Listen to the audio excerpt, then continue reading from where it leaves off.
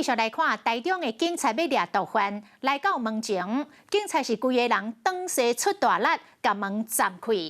结果看到这个卖毒品的女嫌犯，当咧压伊2个月大的这个后生被困，远警冲入去，这个小男婴就青惊骂吼，嫌犯讲要泡牛奶来饲囡仔。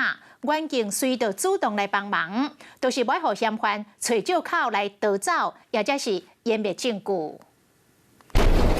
警察大力把门暂开，客厅内底坐一个妈妈，伊抱这2个月大的查某婴当伫咧挨困。这个妈妈就是警察咧找47岁姓陈的嫌犯，伊是嫌伫咧卖毒品。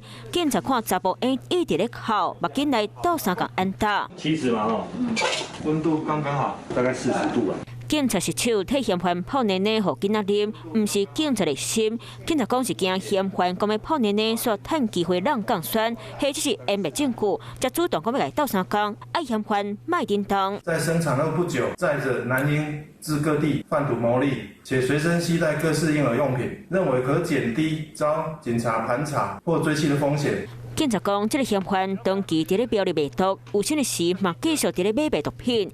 囡仔出事，佮好胆继续伫咧卖，嘛抢在搬厝避警察。